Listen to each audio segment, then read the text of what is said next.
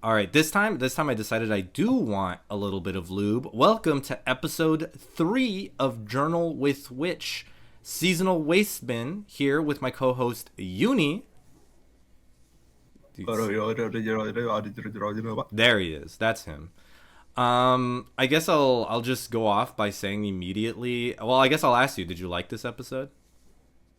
I did like this episode. It was a little bit too melodramatic in parts, but I liked it overall. This is the most drama that has existed so far, and I know we're only in episode 3, but I'm kind of surprised on how hard it went when it came to the drama.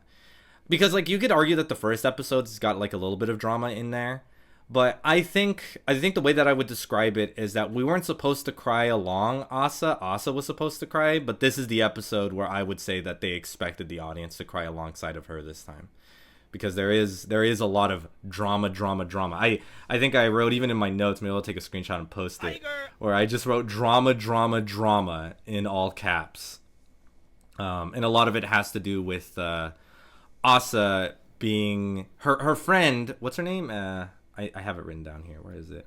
Emily? Kimomo, I think. Or Kimomo? Yeah. No. Okay. What? Okay. What'd you say? Don't laugh at me. I'd like to eat that real. Just tell me what her name is.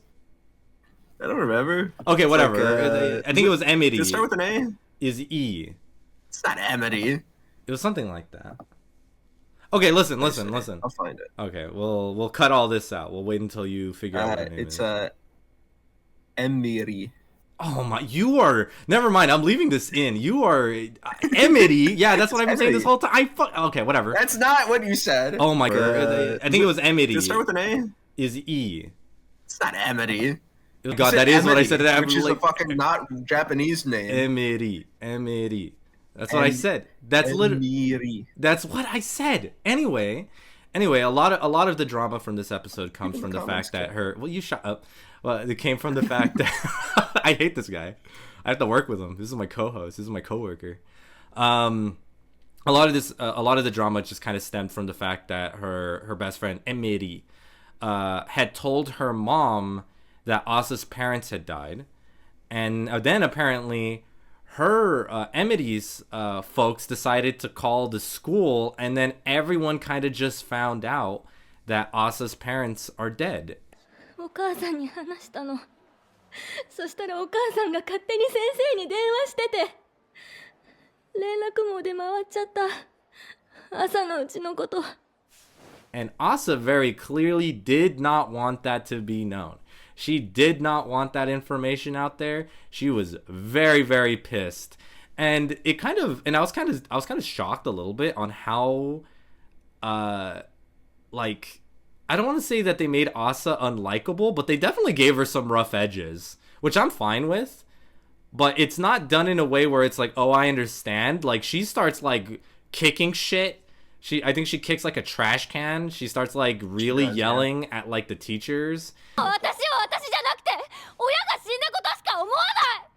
普通で卒業式に出たかったのに。 And then she tells her best friend that she hates her, and then she kind of storms off, like just leaves, like, I don't want to be here, I don't want to do graduation, everyone's gonna see me as the girl whose parents died, and I'm out of here. And then she kind of just kept repeating her teachings to that Maki had taught her, of my feelings are my own and it's nobody else's business, as she's walking away crying. Which, by the way, good parallel, because Maki was totally right. She was 100% right. Like, I need to be careful what I tell this girl, because it's really going to shape her forever. And then here it is that, like, her teachings are already shining through with Asa, because she's just repeating that to herself over and over. Like, she doesn't want anybody's help. She doesn't want anyone to help her. She is, like, just got it stuck in her head. These are my feelings. I don't care. And I also hate my best friend. Yeah, so I was confused a little bit. I guess, I'm just like, I don't live in Japan. I didn't grow up in Japan. I've only been in Japan like one time. Do they just not inform the school that the parents died? I mean, I guess I don't even know what happens in like America, right? Like, if a family member dies, does like, I guess who contacts who? Like, who calls who? Is that just like not a thing? I think that's just the thing that someone in the family needs to inform them, because otherwise how else would they find out? If my family guess so, died yeah. and no one was there to contact the school, I would just walk in and everyone would just assume this is a normal day. I guess so. Yeah, I guess that's true. You know, that's another thing that I liked about this episode, where it's just like I guess in general, it's just like a sort of like a this wasn't a main thing, but it's just sort of like a thing that's happening. It's just like the underlyings of like, okay, well, when a person dies, like what happens to their shit, right? Including Asa, but also like their physical belongings. Because like most of this episode is like them clearing out the old apartment that they lived in. Which, you know, I've been fascinated by just recently. Just like, if I die, what happens to all my crap that I have? Do people just like throw it out? And I guess they do. I guess the answer is yes. Yeah, just about everything just gets tossed, like almost all of it. I think the only thing that were kept were like some of Asa's belongings, specifically a cup, which by the way is in the intro and was in the intro in the beginning, foreshadowing. Her cup, and I think one of her mom's coats, because she was like, I need you to have something to remember her by, or you'll probably want something to remember her by, and then pickles. Yeah, which I think is Makio projecting. Yeah, she is. Because I think her Force Ghost sister comes out and like almost goes as far as criticizing her, and I think this is the first time that Maki just like acknowledges her. Like her sister says something to her and she turns around to respond. It's like, okay, now you're crazy. Now you might actually be insane. Yeah. Because before that would actually be so cool if she actually just does have schizophrenia. Yeah. It's just like it's low key for now. Yeah, because I always assumed in my head, and I'm sure that this is just like, I'm sure it is what I think it is, where she kind of like she sees her, but she doesn't actually see her. Like these are just like figments of her imagination, but she acknowledges that it's not real. But this is like the first time where she like really gives a direct acknowledgement, so much that she turns around to respond, and she's like almost surprised that she's not there, you know. I think the only other thing that of note that happens in the apartment that's like a little bit worth pointing out when they're cleaning her stuff out is that Asa once again just falls asleep, because Maki even tells her like, hey, if you need to rest, like I know this is a lot, like if you need to get some sleep, feel free. And she's like, I'm fine, whatever. And again, in the I think episode 1 or 2, it's pointed out that she's probably sleeping a lot to get past like a lot of her trauma, and she doesn't realize that this is her way of healing. And then immediately when she looks at her with a look of concern, when she sees that Asa just kind of completely passed out on her bed, not even laying down, she just like clearly was doing something and then just fell asleep. So again, it's just like continuing that thought that like, oh yeah, this is how she's choosing to heal. But on top of that, like she clearly has a lot going on if this is still happening to her emotionally, obviously. And again, I know I kind of jumped ahead, but that was before the big outburst, so I guess it was foreshadowing for that before it happened. Another cute thing that happened was obviously when Asa stormed out of her school, she gets lost. Like she straight up gets lost. She heads to the wrong apartment. She's like, oh, this isn't where I'm supposed to be. And she just completely gets turned upside down and around. And her friend Emily was trying to call her. She's trying to contact her. And Asa is like clearly just like ignoring her. But the second that she gets a message from Maki, because Maki notices that she isn't home yet, she like messages her.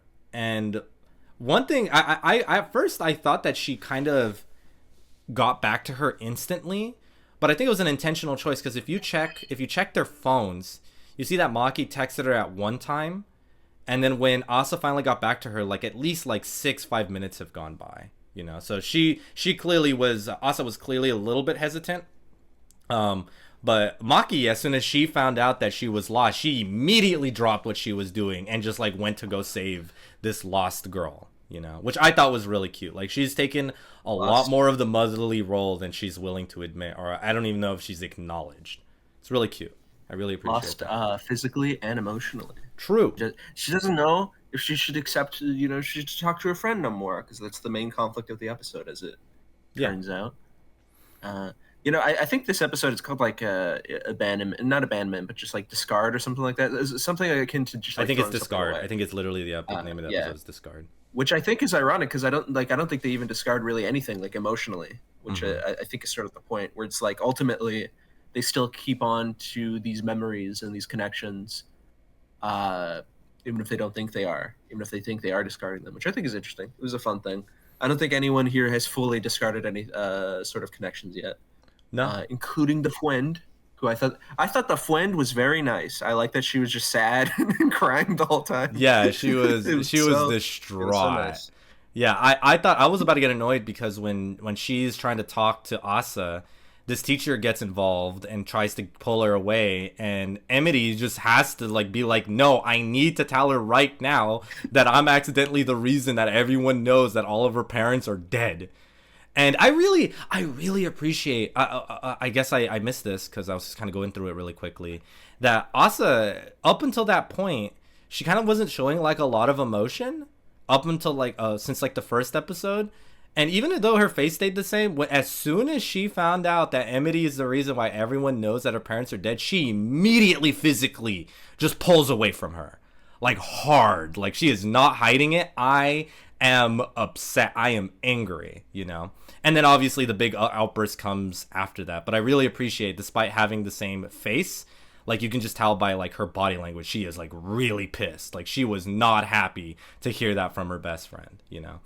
And she was also not, like, she's clearly like Emily is clearly crying and upset, and Asa gives no shit. She pulls away from her, walks away past her, tells her she hates her, and then just moves, and then ignores her hard, like the entire day up until like near the end of the episode.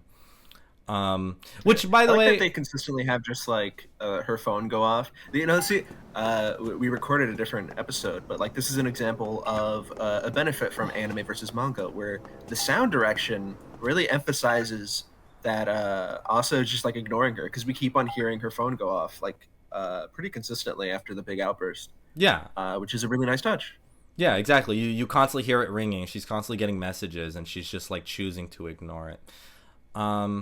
I really appreciate that when, because Asa is clearly, once after Maki saves her, she's clearly like being really distant, and like she's kind of like taking the lead.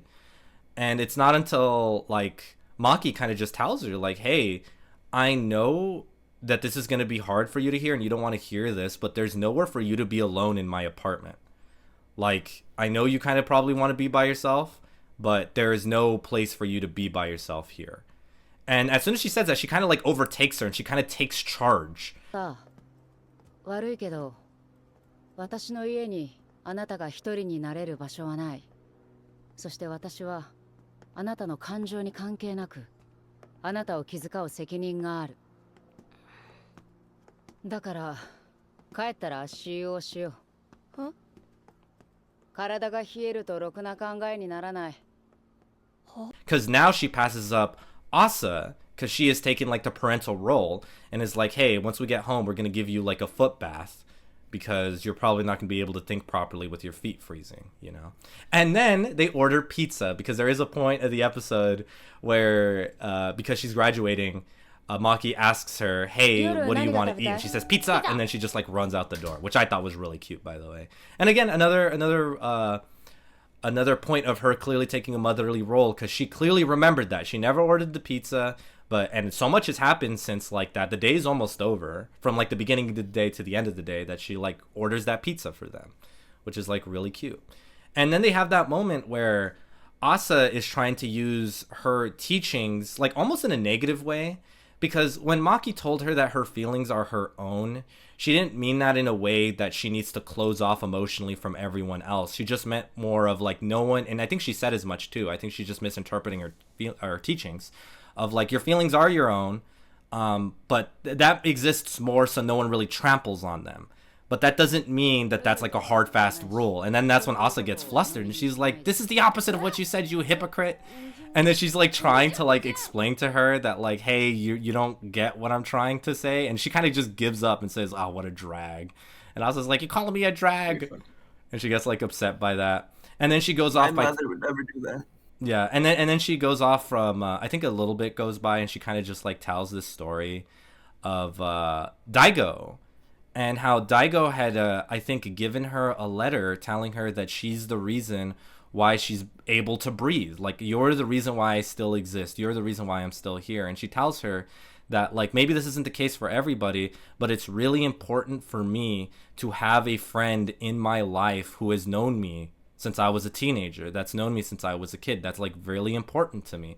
Which, by the way, I really relate to that. I think a lot of us do. Again, I think I've said this in the first episode, and I said this in the second episode. I'm gonna say it again. It's very human. This is very human. I really appreciate how a real person with real human emotions who has really experienced things is just putting their life lessons on paper in a very direct and relatable way and not in a roundabout way. I really, really like that because I do relate to that a lot.